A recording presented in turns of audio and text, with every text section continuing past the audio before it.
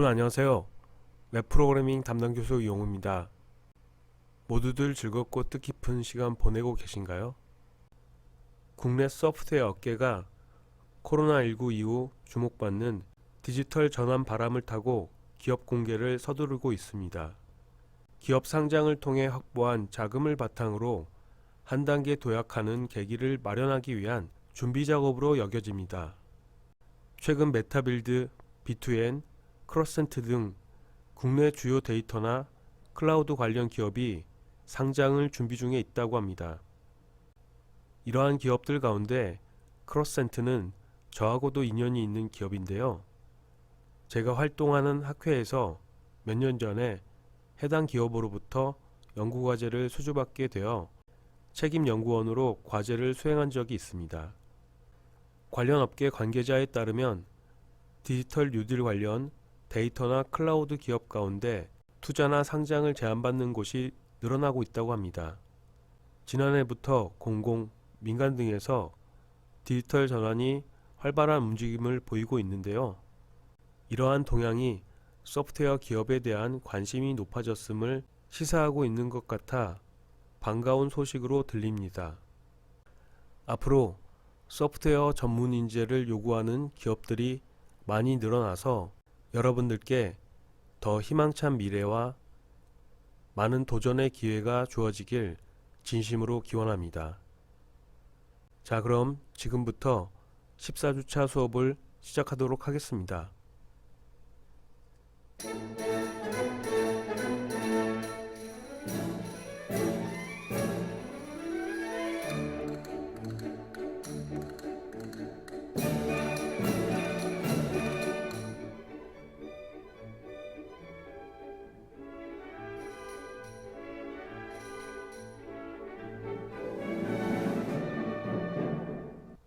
이번 14주차 수업에서는 지난 수업에 이어 자바스크립트 코어 객체와 배열에 대하여 두 번째 수업을 진행하도록 하겠습니다.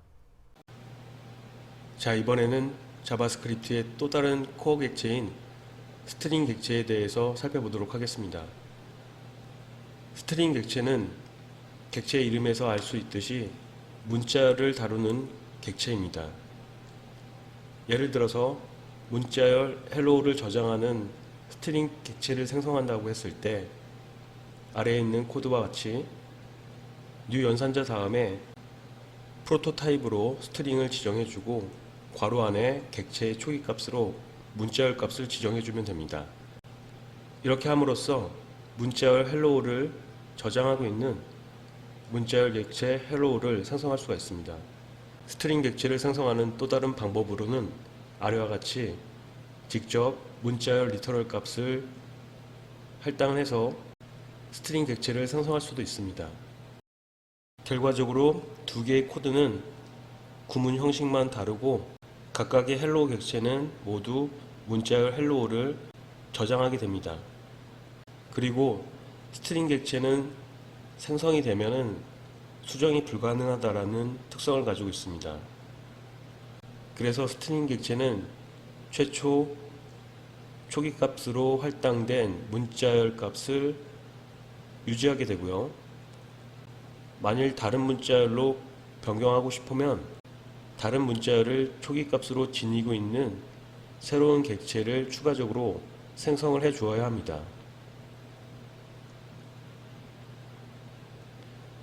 우선 첫 번째 문장은 앞서 설명드린 바와 같이 문자열 hello를 저장하고 있는 객체 hello를 생성해 주고요. 이어지는 문장에서는 변수 less의 우측에 있는 concat 메소드의 리턴 값을 할당해 주게 되는데, 자, concat 메소드는 두 문자열 객체를 연결시켜주는, 결합시켜주는 역할을 수행합니다. 따라서 hello라고 하는 객체는 문자열 hello를 저장하고 있으므로 hello와 자바스크립트라고 하는 문자열 객체를 연결시켜줘서 hello 자바스크립트라고 하는 하나의 문자열로 만들어서 왼쪽에 있는 레퍼런스 변수가 되어져 있다는 레퍼런스 변수에 대입을 해주게 됩니다. 이때 헬로우라고 하는 객체에 대해서 다른 문자열과 연결, 결합을 시켜준다고 해서 헬로우라고 하는 문자열에 대해서 수정이 되는 것이 아니라 기존에 저장하고 있던 원본 문자열인 헬로우를 여전히 저장해서 유지하게 됩니다. 우측에 있는 그림과 같이 헬로우 객체는 헬로우라고 하는 문자열을 유지하게 되고 별도의 레스 객체에 두 문자열이 결합된 헬로우 자바스크립트라고 하는 문자열이 저장이 되게 되는 것입니다.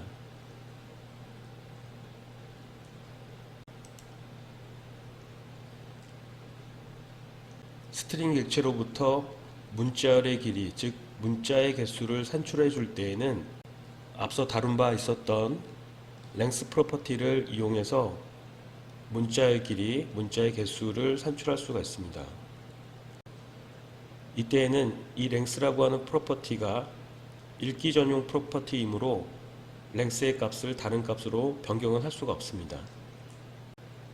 아래에 제시한 코드 예시를 보시면 문자열 헬로우를 저장하고 있는 스트링 객체 헬로우를 생성해주고 추가적으로 문자열 boy and girl을 저장하고 있는 스트링 객체 every를 생성해 주었습니다.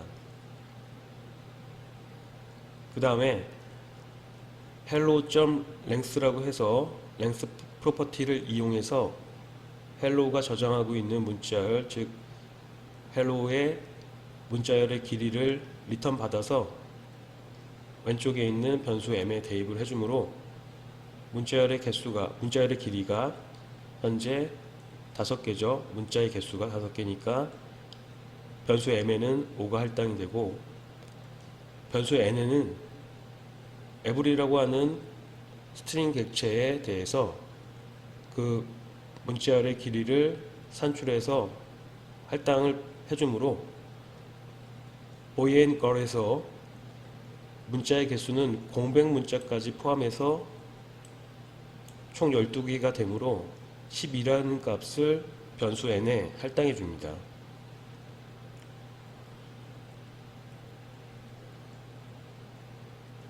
두 번째 코드 예시에서는 이와 같이 문자열 리터럴 값으로 직접 지정을 해서 이 역시 스트링 객체이므로 그 다음에 점을 찍고 랭스 프로퍼티를 적용하면 앞에 있는 문자열 리터럴의 문자의 개수를 산출해서 왼쪽 변수 n에 대입하므로 이 역시 공백 문자를 포함해서 총 9개의 문자이므로 9라고 하는 값을 할당해 주게 됩니다. 자, 또한 문자열의 특징으로 문자열은 문자를 저장하고 있는 일종의 배열이기 때문에 배열에서 각 원소에 접근하듯이 대괄호 연산자를 이용해서 문자열 내의 각 문자에 접근할 수가 있습니다. 그래서 각 문자가 바로 배열의 각각의 원소에 해당이 되겠죠. 아래 코드 예시를 보시면 문자열 헬로우를 저장하고 있는 헬로우 객체를 생성해주고 두 번째 문장과 같이 배열을 활용할 때처럼 객체 이름, 스트링 객체 이름이 헬로우죠. 헬로우 다음에 대괄호 안에 인덱스 번호로서 0을 지정하면 첫 번째 문자를 불러올 수가 있습니다. 그래서 대문자 h를 불러와서 왼쪽에 있는 변수 c에 대입을 해주므로 변수 c에는 대문자 h 값이 할당이 됩니다. 마치 헬로우라고 하는 배열의 특정 인덱스 번호를 이용해서 해당 원소에 접근하는 방법과 동일하죠.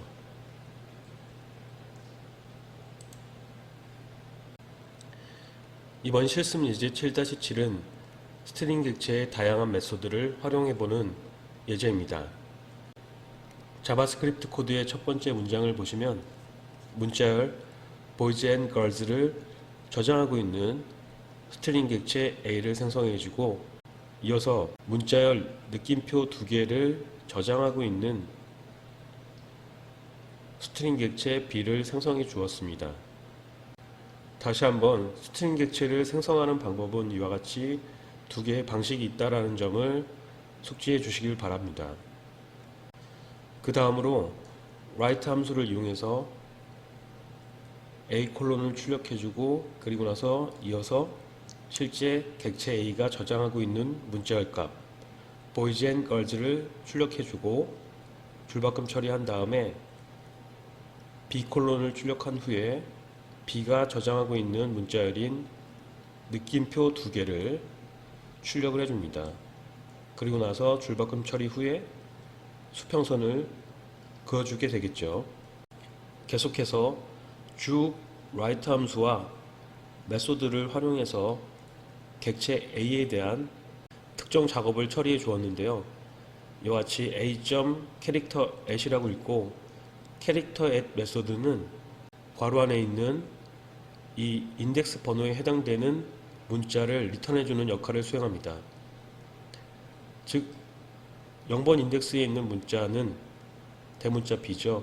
그래서 b 값을 리턴을 해서 출력을 해주므로 출력 결과는 대문자 b가 출력이 되겠죠. 이와 같이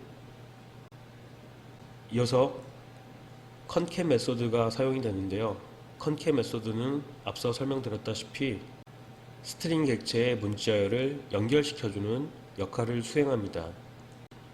따라서 스트링 객체 A가 저장하고 있는 boys and girls와 스트링 객체 B가 저장하고 있는 느낌표 2개를 연결해 준 다음에 이어서 입니다까지 연결을 시켜서 출력해 주므로 boys and girls 느낌표 2개입니다 라고 출력이 되겠습니다. 이와 같이요. 그 다음에 index of 메소드는 괄호 안에 지정해주는 문자에 대한 인덱스 번호를 리턴해 줍니다. 즉 객체 A에 포함되어 있는 문자 중에서 소문자 S를 검색해서 해당 위치에 대한 인덱스 번호를 리턴해 주므로 첫 번째 문자인 대문자 B가 인덱스 번호로는 0번이죠. 그리고 1, 2, 3번 소문자 S는 3번에 해당이 됩니다. 그런데 지금처럼 소문자 S가 2개가 존재하는데 이때에는 첫 번째로 검색되는 문자에 대한 인덱스 번호를 리턴해 주므로 3을 리턴해서 출력을 했으니 출력 결과로 3이 출력되겠죠. 또 한 번 더 인덱스 오브 메소드가 호출이 됐는데요.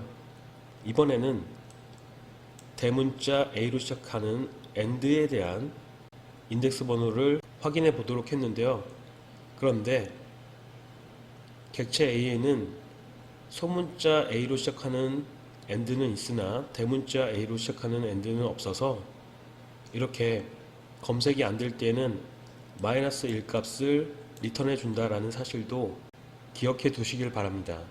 따라서 마이너스 1 값을 리턴 받아서 출력해 주므로 이번 출력 결과는 마이너스 1이 되겠죠. 그 다음으로 슬라이스 메소드를 적용해서 객체 A에 대해서 전체 문자열 중에서 일부를 잘라서 리턴해 주겠죠. 이때는 5번 인덱스를 시작으로 해서 8번 인덱스 이전까지를 잘라서 리턴해 줍니다. 따라서 5번 인덱스에 있는 문자는 A죠. 앞에 공백 문자가 존재하기 때문에 공백 문자는 인덱스 번호가 4에 해당되므로 5번 인덱스에는 A가 위치하고 있고 8번 인덱스 이전까지니까 8번 인덱스 역시 공백입니다. 공백 이전에 있는 D가 7번 인덱스 위치에 있으므로 소문자 AND를 리턴해서 출력해 주므로 이번 결과는 AND가 되겠고요. 그 다음에 서브스트링이라고 하는 메소드가 있는데 이 서브스트링 역시 슬라이스 메소드와 비슷하다라고 보시면 되겠습니다. 그런데 접근하는 방식이 조금 다른데요. 첫 번째 인수는 시작하는 인덱스 번호임은 동일합니다. 5번 인덱스에서 시작해서 두 번째 인수가 슬라이스 메소드와 개념적으로 차이가 있는데요. 슬라이스 메소드에서는 두 번째 인수가 문자를 잘라낼 때 마지막 인덱스보다 1만큼 큰 값을 지정했다라고 하면,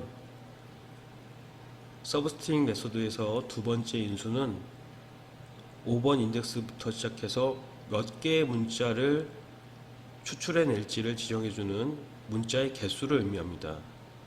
따라서 5번 인덱스에서 A가 되겠죠. 소문자 A. A부터 3개의 문자를 리턴해주므로 소문자 AND를 리턴해줘서 출력을 해주게 되므로 이전 결과와 같이 동일하게 AND를 출력해줍니다. 계속해서 to uppercase 메소드는 전체 문자를 대문자로 변환해서 리턴을 해주므로 boys and girls에 대해서 모두 대문자로 해서 출력을 해주게 됩니다. 그래서 이와 같이 전체 문자들이 대문자로 출력이 되었습니다. 그 다음으로 replace 메소드는 객체 A의 문자열 내에서 첫 번째 인수에 해당되는 문자를 검색을 해서 두 번째 인수에 해당되는 문자열로 대체해주는, 바꿔주는 역할을 수행합니다. 따라서 객체 A의 문자열 내에 AND가 있죠. 이 AND를 or로 바꿔주므로 결과는 boys or girls가 되겠죠. 따라서 이와 같이 boys or girls라고 하는 출력 결과가 나오게 된 것입니다. 그 다음에는 공백을 포함하고 있는, 앞뒤에 공백이 2칸 정도 있는데요. 이 공백을 앞뒤로 포함하고 있는 기태라고 하는 문자열에 대해서 트림이라고 하는 메소드를 호출해서, 이 트림 메소드는 문자열 앞뒤에 있는 불필요한 공백을 제거해주는 역할을 수행합니다. 따라서 리턴 받는 문자열은 공백이 제거된 순수 문자열 기태가 되겠죠. 그래서 출력 결과는 이와 같이 기태라고 하는 문자열이 출력이 됩니다. 자, 이어서 A.split이라고 하는 메소드가 활용이 됐는데요. 스플릿 메소드는 괄호 안에 있는 인수를 기준으로 해서 객체 A의 문자열을 분리해서 배열에 저장해서 배열을 리턴해주게 됩니다. 부연 설명을 드리자면, 현재 A라는 객체에는 boys and girls가 저장되어 있는데요. 여기서 빈칸을 기준으로 분리를 한다는 것은 띄어쓰기를 기준으로 분리를 하므로 분리된 문자열은 boys and girls가 되겠죠. 그래서 이 세 개의 문자열을 배열에 저장해서 첫 번째 인덱스에는 boys가, 두 번째 인덱스에는 and가, 인덱스 번호로 따지면 0번 인덱스, 1번 인덱스, 2번 인덱스에는 girls가 저장이 된 배열을 리턴을 해서 서브라고 하는 이름의 배열 객체를 생성해 줍니다. 자, 이 서브는 배열이므로 인덱스 번호를 통해서 각각의 원소인 문자열에 접근할 수가 있겠죠. 따라서 포문을 활용해서 i는 0부터, i는 인덱스 번호를 담당하는 역할을 하는 변수가 되겠고, 따라서 인덱스 번호는 0부터 시작하니까 초기 값을 0으로 지정을 해주고, 조건식은 서브.length로 해서 배열 서브의 크기를 지정해 주었습니다. 즉, 배열 서브에 저장되어 있는 원소의 개수보다 작을 동안 반복을 하게 되는데 i 값은 일씩 증가하므로 배열 서브 내에 저장되어 있는 0번 인덱스부터 마지막 인덱스에 해당하는 각각의 문자열에 접근을 할 수가 있겠죠. 접근을 해서 출력을 해주는 write 함수를 적용했는데요. 먼저 서브라고 하는 문자열 그 자체를 출력해주고, 변수 i가 저장하고 있는 값을 연결해서 출력을 해준 다음에 그 다음에 또 이어서 등호를 출력해주고, 또 배열 이름 다음에 대괄호 안에 인덱스 번호에 해당되는 변수 i를 지정해서 0부터 마지막 인덱스 번호까지 해당하는 각각의 문자열 값들을 불러와서 출력을 해주므로 세 개로 분리되어 있던 boys and girls가 각각 출력이 되겠죠. 그래서 아래와 같이 boys and girls가 출력이 되었습니다. 그리고 나서 스트링 객체의 특성이 앞서 처음에 초기 값으로 할당된 문자열에 변화가 없다라는 특성을 지니고 있었죠.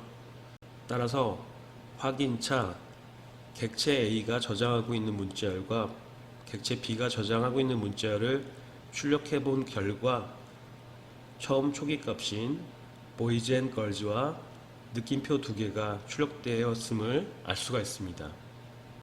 그래서 각종 메소드를 활용해서 문자열에 대한 다양한 변화를 시도해 봤는데도 불구하고 스트링 객체인 A에 대해서 A가 저장하고 있는 최초 문자열 값에 대해 변함이 없음을 알 수가 있습니다. 자, 이번 실습 예제를 천천히 실습해 보시고 다음 학습 내용을 진행해 주시길 바랍니다.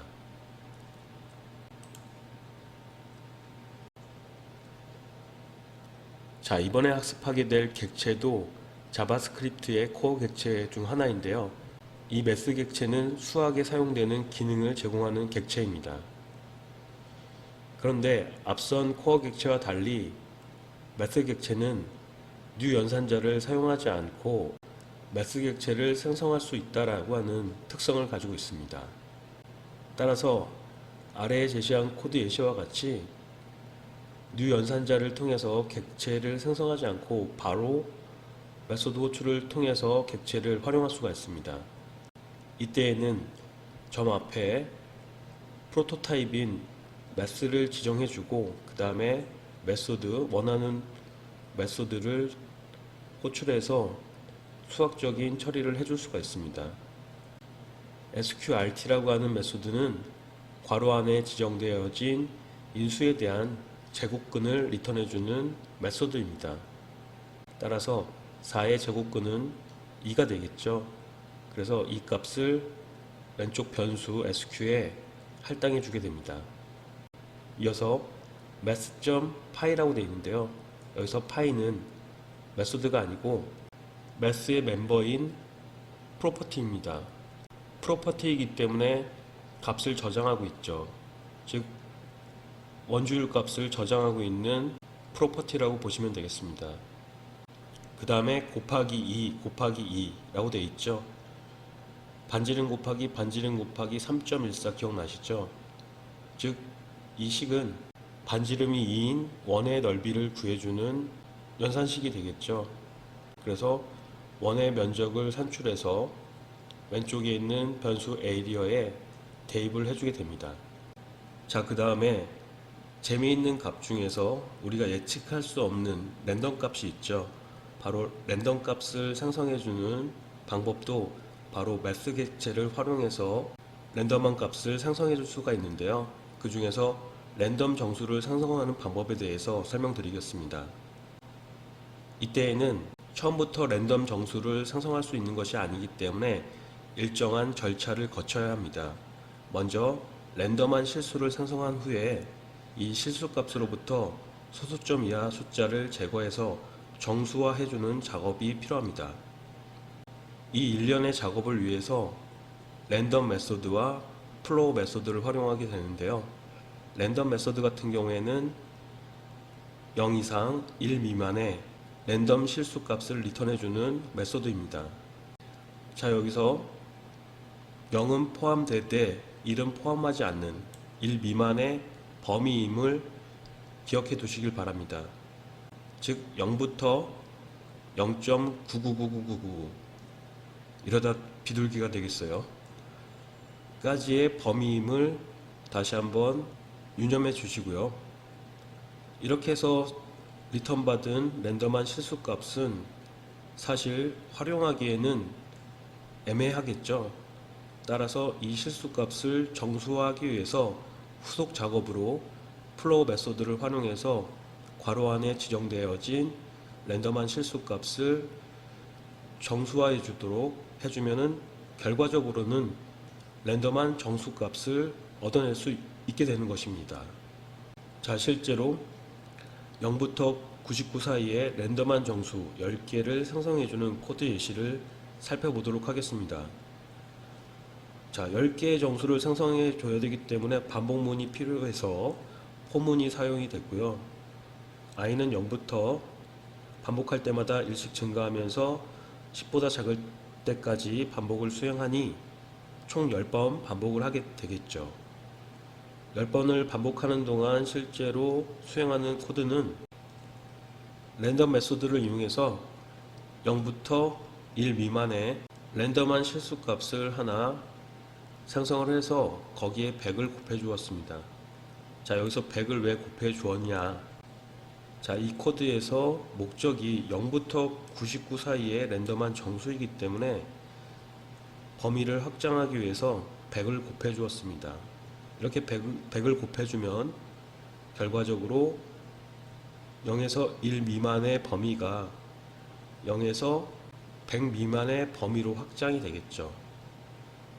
그 사이에 있는 랜덤한 실수값이기 때문에 후속 작업으로 랜덤한 실수값을 저장하고 있는 변수 m에 대해서 정수화해주는 작업이 필요하죠. 그래서 플로우 메소드를 이용해서 변수 m이 저장하고 있는 랜덤한 실수값, 즉 0에서 99.9999 사이에 있는 소수점 이하짜리의 숫자들을 제거함으로써 정수화 해줄 수가 있습니다. 따라서 결과적으로 변수 n에는 0부터 99 사이의 랜덤한 정수 값을 저장할 수 있게 되는 것입니다. 이렇게 해서 0부터 99 사이에 랜덤한 정수 하나를 뽑아온 다음에 출력을 해주고 그 다음에 공백을 출력을 해서 다음에 생성될 랜덤한 숫자를 출력해주기 위한 구분기호 역할을 해주었습니다. 그래서 다음 반복 때 또 랜덤한 정수를 뽑아와서 출력을 해주고 이런 식으로 10번을 반복해주니 결과적으로 0부터 99 사이에 랜덤한 정수 10개를 출력을 해주게 되겠죠.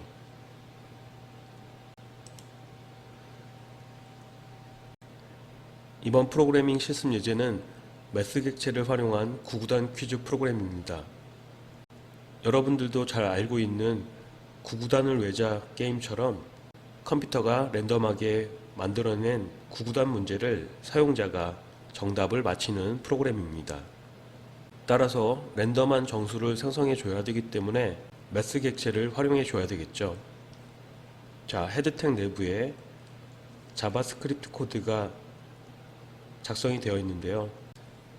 이처럼 함수를 정의해주는 코드는 헤드택의 스크립트 택 내부에 작성해 주셔야 합니다. 랜덤 인트 함수는 리턴 값으로 이와 같이 다소 긴 식의 결과값을 리턴해 주게 되는데요. 자, 이 코드를 연산 과정별로 디테일하게 설명드리겠습니다. 자, 제일 먼저 플로우 메소드의 괄호 안에 있는 부분이 제일 먼저 수행이 되는데요. 그 중에서 제일 먼저 math.random 메소드가 제일 먼저 수행이 돼서 0부터 0.9999 사이에 랜덤한 실수를 생성해 줍니다. 그리고 나서 곱하기 9를 해주면 범위가 확대가 되겠죠. 따라서 0부터 8.9999 사이에 랜덤한 실수를 리턴해 줍니다.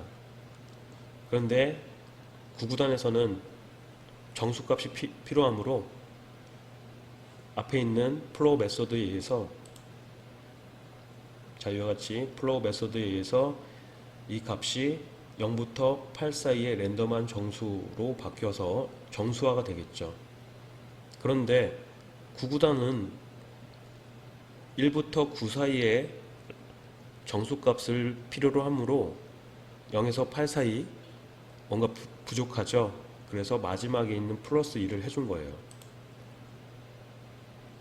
맨 끝에 플러스 2를 해주므로 범위가 최소값이 1만큼 증가하고 최대값 또한 1만큼 증가해서 1부터 9 사이의 랜덤한 정수를 최종적으로 리턴해 줄 수가 있게 되는 것입니다. 자, 그리고 실제로 이 랜덤 인트 함수를 호출해 주는 부분이 바디텍 내부에 있죠. 그래서 랜덤 인트 메소드를 함수를 호출해 주고 랜덤한 정수값 하나를 리턴 받아서 곱하기 기호와 결합을 시켜주고 또 두 번째 피연산자가 필요하니 다시 랜덤 인트 함수를 호출해서 두 번째 랜덤한 정수값을 받아와서 앞에 있는 곱하기 기호와 연결을 해줘서 결과적으로 변수 퀴즈에는 퀴즈라고 하는 게 맞지 않을까 싶은데요. 아무튼 간에 퀴즈라고 하는 변수에 결합되어진 문자열을 저장해 줍니다. 그래서 구구단 포맷의 문자열이 저장이 되고 결과적으로는 변수 퀴즈에는 랜덤한 구구단 문제를 저장하고 있게 되겠죠.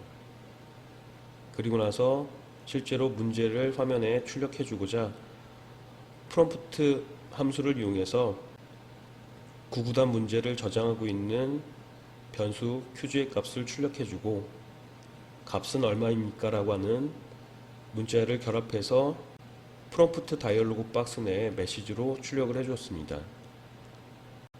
이에 대한 결과로 이와 같이 프롬프트 다이얼로그 박스가 생성이 되고 이 텍스트 입력 상자에 사용자가 정답으로 생각하는 값을 입력한 후에 확인 버튼을 누르면 사용자가 입력한 값이 변수 유저에 대입이 되겠죠. 이제 남아있는 것은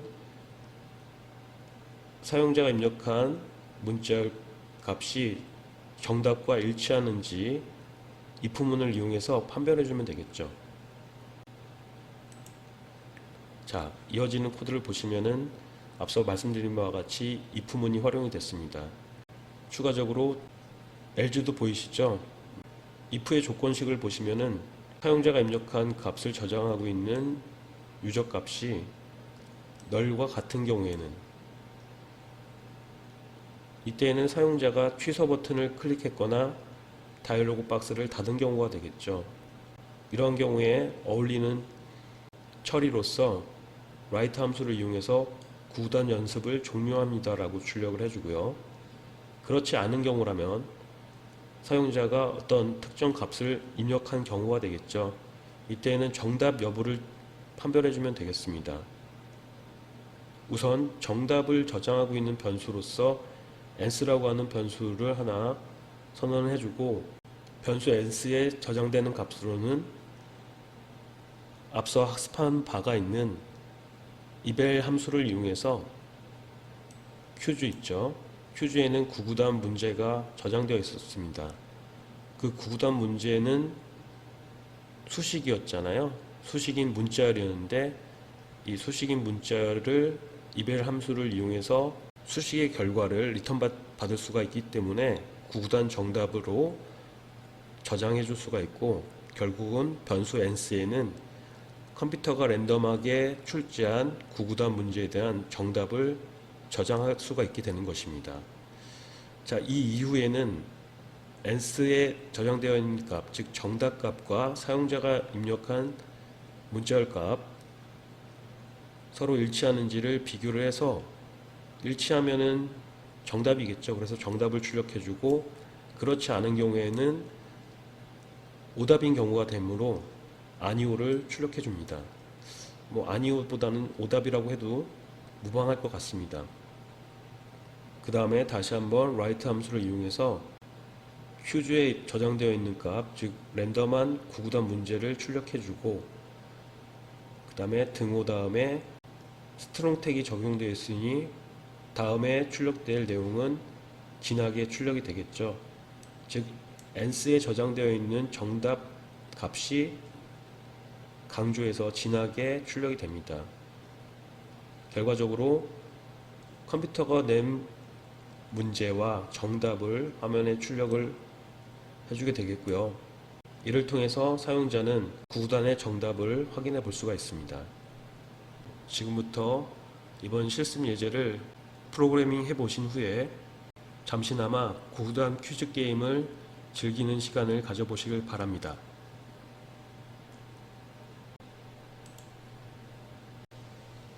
자바스크립트 언어에서 자체적으로 제공해주는 기본 객체인 코어 객체 외에도 사용자가 직접 만들어서 활용할 수 있는 객체를 사용자 정의 객체라고 합니다. 이 사용자 정의 객체를 생성하는 방법에는 세 가지 방법이 있는데요. 먼저 new 오브젝트를 이용한 객체 생성 방법에 대해서 설명드리도록 하겠습니다. 우선은 new 연산자 다음에 프로토타입으로 오브젝트를 지정해 주시고 빈 괄호로 해서 비어있는 객체, 공백 객체를 생성해 줍니다. 그리고 나서 이 빈 객체에 프로퍼티와 메소드를 추가해서 멤버를 구성해 주시면 됩니다. 이때에는 객체 이름.점 프로퍼티 이름은 초기값으로 해서 추가해 줄 프로퍼티에 대해서 초기값을 할당해 줌으로써 각각의 프로퍼티를 추가해 줄 수가 있고요. 메소드를 추가해 주는 방법은 선행 작업이 필요한데요. 이 선행 작업으로서 객체의 메소드 이름과 동일한 이름의 함수를 미리 정의를 해놔야 합니다. 그리고 나서 객체 이름.점 메소드 이름은 함수 이름으로 해서 새로운 메소드를 추가할 수가 있습니다. 물론 이때에는 메소드 이름이 앞서 정의해둔 함수의 이름과 동일한 이름으로 작성해 주셔야 합니다.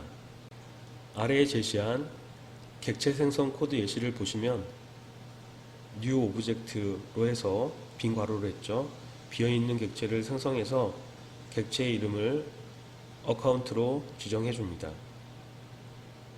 그 이후에는 객체 이름.점 프로퍼티 그리고 초기값을 할당해서 프로퍼티들을 추가해 주고 메소드를 추가해 줄 때에는 객체 이름.점 메소드명은 함수 이름 보시는 바와 같이 함수의 이름과 이 함수는 이에 앞서 미리 정의가 되어 있어야 되고요. 함수 이름과 동일한 이름으로 메소드 이름을 지정해 주시면 되겠습니다. 그래서 3개의 프로퍼티와 3개의 메소드로 구성된 어카운트라고 하는 이름의 객체가 생성이 됩니다.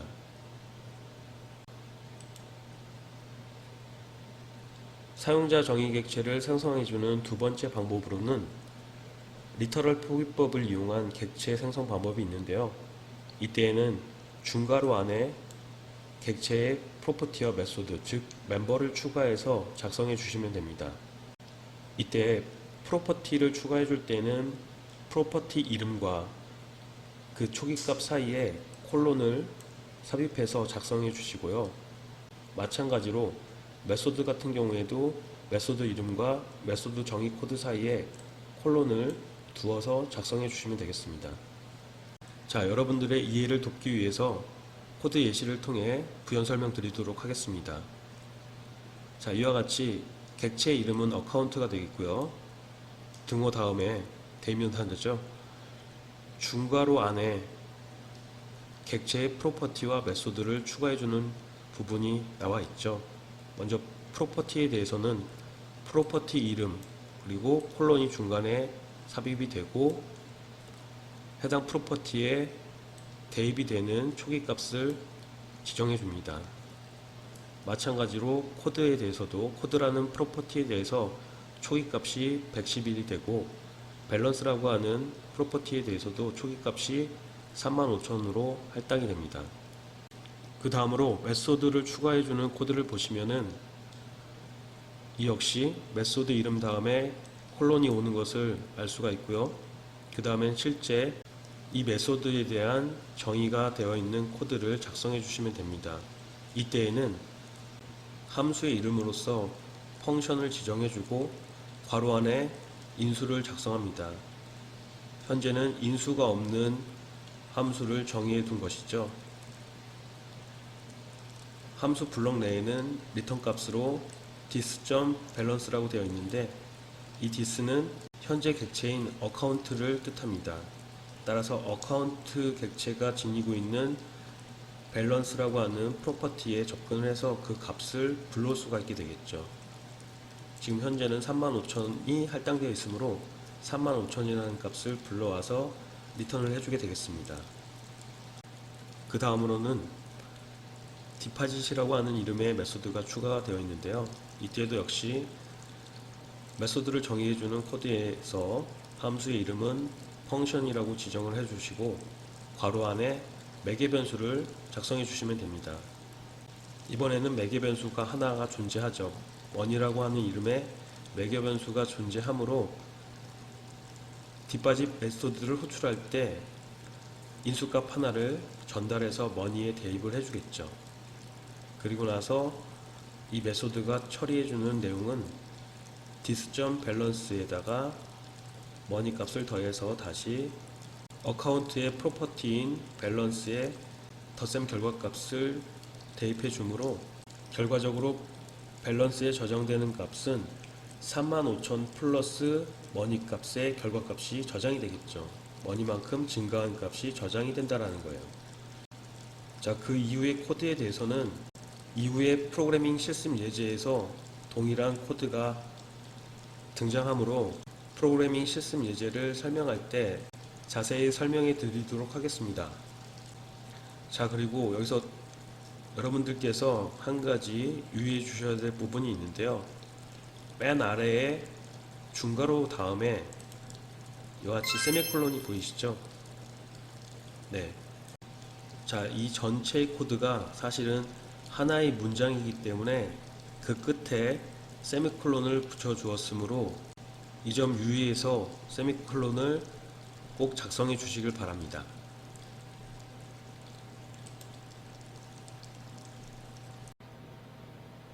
사용자 정의 객체를 생성하는 세 번째 방법으로 프로토타입을 이용한 객체 생성 방법에 대해 살펴보도록 하겠습니다. 자, 우선 프로토타입이라는 용어에 대한 설명이 나오고 있는데요. 프로토타입은 객체를 만들어내는 틀이라고 이해하시면 되겠습니다. 자바 언어에서의 클래스와 유사한 개념이라고 보시면 됩니다. 프로토타입을 만들 때에는 생성자 함수를 정의해서 이 생성자 함수는 객체를 생성해 줄 때 객체를 초기화해 주는 역할을 수행하는 함수를 생성자 함수라고 합니다.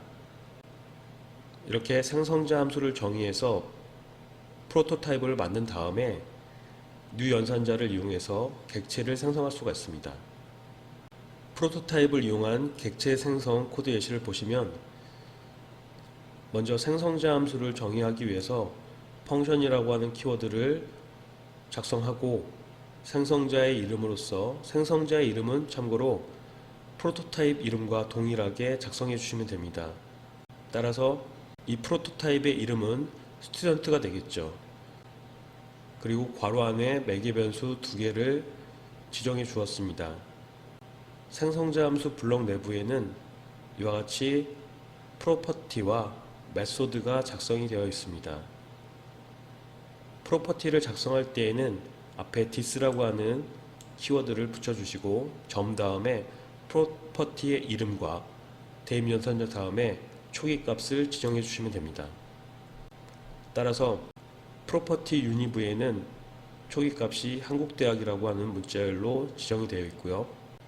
이어서 네임과 스코어라고 하는 프로퍼티에는 객체를 생성할 때 생성자 함수를 호출하게 되는데 그때 전달받은 두 개의 인수 값이 네임과 스코어에 각각 대입이 되겠죠.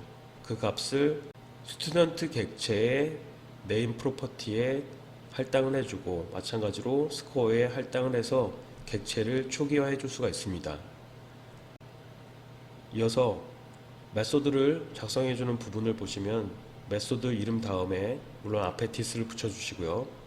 대입 연산자 우측에 해당 메소드에 대한 정의를 해두는 코드를 작성해 주시면 돼요.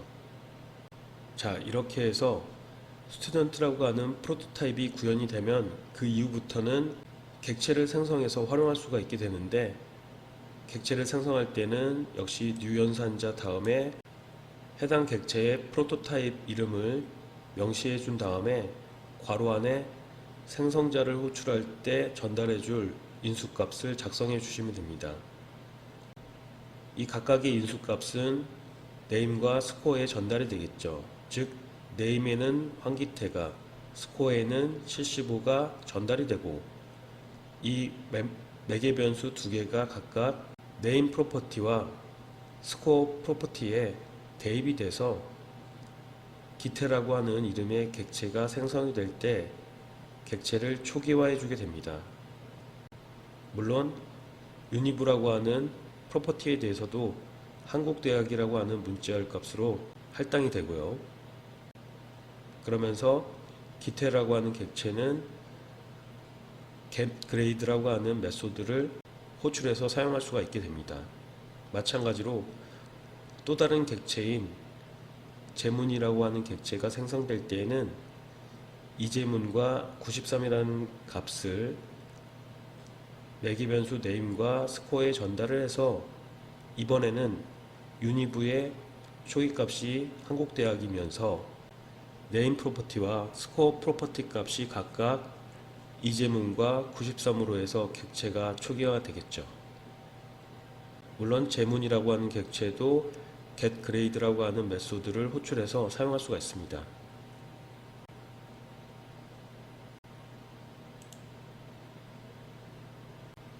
프로그래밍 실습 예제 7-9는 객체를 생성하는 방법 중에서 첫 번째 방법이었던 new 오브젝트를 이용해서 객체를 생성하는 코드를 소개하고 있습니다. new 오브젝트를 이용해서 객체를 생성해 줄 때에는 메소드로 사용할 함수를 미리 정의해 두고 사용자 정의 객체를 생성해 줘야 되겠죠. 이러한 코드는 헤드 태그의 스크립트 태그 내부에 작성해 주시면 되겠습니다.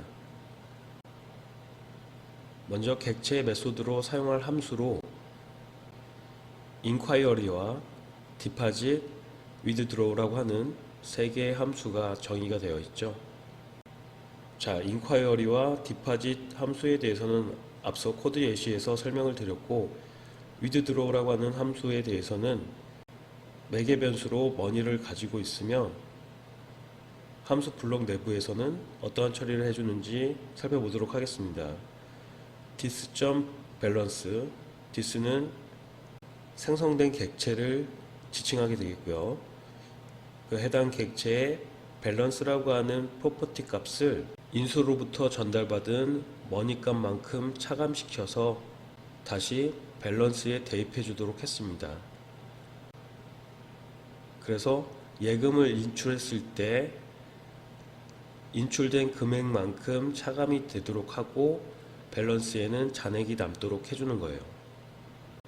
그리고 나서 return money라고 하는 money 값을 리턴해 줬습니다. 자, 이렇게 메소드로 사용할 함수를 정의해 둔 후에는 이제부터는 new 오브젝트를 이용해서 객체를 생성해 주면 되는데요. 대입 연산자 우측에 new 오브젝트라고 해서 빈 객체를 생성해 주고 객체의 이름은 현재 어카운트입니다. 이 이후부터는 어카운트 객체에 포함시킬 프로퍼티와 메소드를 작성해 주시면 됩니다. 오너라고 하는 프로퍼티에는 황기태가 초기값으로 할당이 되어 있고 코드는 111로 밸런스에는 35,000이라고 하는 값으로 초기값이 할당되어 있습니다. 이어지는 코드에서는 메소드가 추가가 되어 있는데요. 메소드를 추가할 때는 메소드 이름이 앞서 정의해둔 함수 이름과 동일해야 된다고 했었죠. 그리고 대입 연산자 오른쪽에는 미리 정의되어 있는 함수의 이름을 지정해 주시면 되겠습니다. 마찬가지로 deposit이나 withdraw도 메소드 이름이 함수의 이름과 동일하게 작성해 주시면 됩니다. 이렇게 해서 객체를 생성한 다음에는 객체를 활용해 주는 코드는 body tag 내부에 작성해 주시면 돼요. 자, 이와 같이 body tag 내부에 스크립트 태그 내부를 보시면은 앞서 생성했던 어카운트 객체를 활용하는 코드가 보이는데요. 자, 여기 보시면은 객체 이름 점 프로퍼티 이름으로 되어 있죠. 그래서 어카운트 객체가 지니고 있는 프로퍼티인 오너의 값을 출력해주고, 오너가 앞서 환기태였죠. 환기태를 출력해주고 컴마를 연결해서 출력해줍니다. 이어서 account.code 코드 프로퍼티 값을 출력해 주므로 111이 출력이 되고 컴마를 찍고요. 그 다음에 account.balance 프로퍼티 밸런스에는 초기 값이 35,000이 할당이 되어 있었죠. 그래서 35,000이 출력이 되었습니다. 그 다음에 줄바꿈 처리를 해주고 이번에는 메소드 호출을 했죠. 디파짓 만이라고 해서 만이라고 하는 인수가 매개 변수 머니에 전달이 되고요.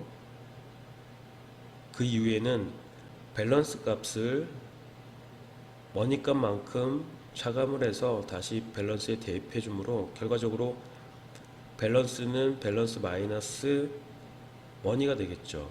그래서 35,000에서 만을 빼준 25,000을 저장하게 되겠습니다. 그리고 나서 다시 디파짓 메소드를 호출해 주었던 문장으로 복귀를 하게 되겠죠.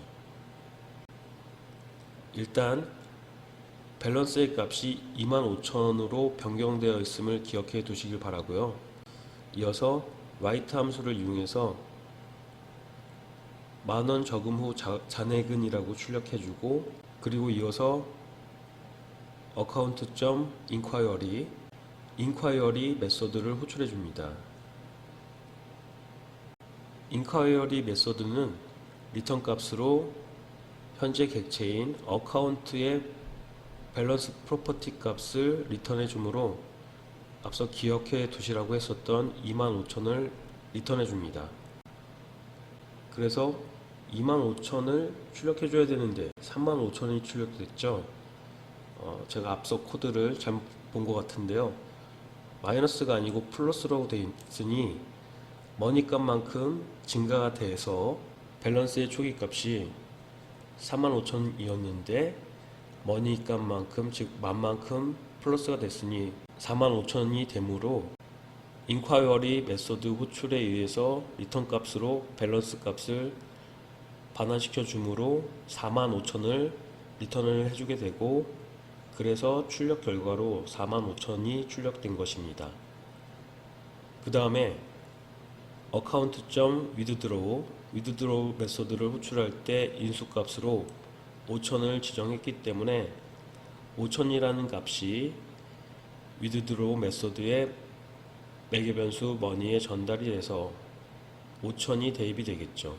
그리고 나서 밸런스 값에 대해서 머니 값만큼 빼서 다시 대입을 해줬으므로 지금 현재 45,000원이죠. 45,000원에서 5,000을 뺐으므로 4만이라는 값이 밸런스에 저장이 됩니다. 그리고 나서 머니 값을 리턴을 해주게 되는데 사실 이 코드는 필요가 없어요. 왜냐하면 밸런스 값을 즉 잔액 값을 출력해 주는 것이 목적이므로 머니 값은 사실 출력을 해주지가 않아요. 머니 값은 계산할 때만 사용하고 결과를 출력할 때는 출력되지 않으므로 그래서 이 리턴문은 삭제를 하셔도 됩니다. 그 다음에 함수 내부에 있는 코드를 다 수행했으므로 호출해 주었던 부분으로 복귀하겠죠. 복귀한 후에 아래에 있는 코드를 실행하므로 write 함수가 실행이 됩니다. 출력되는 내용은 5,000원 인출 후 잔액은 이라는 문자를 출력해주고 이번에도 inquiry 메소드를 호출해서 현재 밸런스 값을 리턴해 주므로 지금 현재 밸런스 값은 4만이라는 값을 저장하고 있죠. 그래서 결과로 4만을 출력해 주었습니다.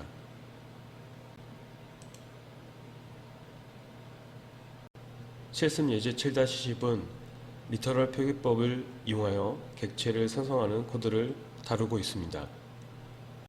리터럴 표기법을 적용할 때에는 이와 같이 객체 이름 다음에 대입 연산자를 작성하고 중괄호 안에 프로퍼티와 메소드를 추가해서 작성해 주시면 됩니다.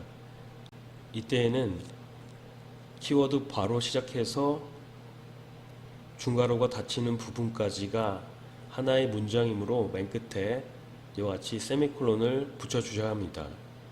어카운트 객체의 프로퍼티로는 오너, 코드, 밸런스가 추가가 되었고요. 각각의 초기값은 환기태 111, 35,000입니다. 앞선 코드 예시와 프로퍼티와 초기값은 같습니다. 그리고 나서 메소드를 작성할 때에는 메소드 이름 다음에 콜론을 삽입해 주시고 그 다음에 해당 메소드에 대한 정의를 작성해 주시면 됩니다. 이렇게 해서 inquiry, deposit, withdraw라고 하는 3개의 메소드가 추가가 되었습니다. 이제 남은 것은 이렇게 생성된 객체를 활용해 주는 코드를 바디 태그 내부에 작성해 주시면 되겠죠. 바디 태그의 스크립트 태그 내부를 보시면 write 함수를 이용해서 어카운트 콜론이라고 하는 문자열을 출력해주고 그 다음에는 객체 어카운트가 지니고 있는 오너 프로퍼티의 값을 출력해주니 오너 프로퍼티의 초기값이 앞서 환기태였죠. 환기태가 출력되고 코드와 밸런스를 각각 출력해주니 초기값인 111, 또 이어서 35,000이 출력되었습니다. 자, 이 실행 결과는 앞선 프로그래밍 실습 예제 7-9와 동일합니다. 다만 객체를 생성하는 방법만 바뀌었을 뿐이죠. 자, 좀 더 아래로 내려가서 디파짓 메소드를 호출해주는 부분을 보시면 인수값으로 만을 지정했으므로 디파짓 메소드를 호출할 때 만이라고 하는 값을 전달해 주게 되겠습니다. 그래서 디파짓 메소드가 정의되어 있는 부분에 매개 변수인 머니에 만이라고 하는 값이 전달이 되겠죠. 그리고 실제 메소드 블록 내부에서는 밸런스 값을 머니 값만큼, 즉 만만큼 증가시켜서 다시 밸런스에 대입을 해주므로 35,000원에서 만이 플러스가 돼서 45,000원이 저장이 되겠습니다. 그리고 나서 다시 메소드를 호출했던 부분으로 복귀를 해서 그 아래에 있는 write 함수에 의해서 account.inquiry 메소드를 호출해서 리턴 값을 받아서 출력을 해주는데요. inquiry 메소드가 정의되어 있는 부분을 보시면 리턴 값으로 this.balance라고 되어 있죠. 따라서 밸런스에 현재 저장되어 있는 값은 45,000이죠. 45,000 값을 리턴을 해 주어서 이와 같이 45,000이 출력이 되었습니다. 그 다음에는 withdraw 메소드를 호출해서 인수값으로 5,000을 지정했으므로 5,000이 전달되겠죠. 그러면 매개 변수 머니에는 5,000이라는 값이 전달이 되고 밸런스 값에서 5,000을 빼서 다시 밸런스에 대입을 해주므로 현재 45,000에서 5,000을 빼서 4만이라는 값이 저장이 되겠죠. 그리고 나서 이번에도 리턴문은 삭제를 해주셔도 됩니다. 실제로 활용은 되지 않으니까. 그리고 나서 다시 복귀를 하겠죠. 복귀 후에는 또 write 함수에 의해서 account.inquiry 메소드를 호출하게 됩니다. inquiry 메소드에 의해서 현재 어카운트 객체의 밸런스 프로퍼티에 저장되어 있는 값, 즉 4만을 리턴해 주므로 이와 같이 4만이 출력이 되었습니다. 자, 그럼 지금부터 프로그래밍 실습하는 시간을 충분히 가져보시고 잠시 쉬었다가 다음 학습 내용을 진행해 주시길 바랍니다.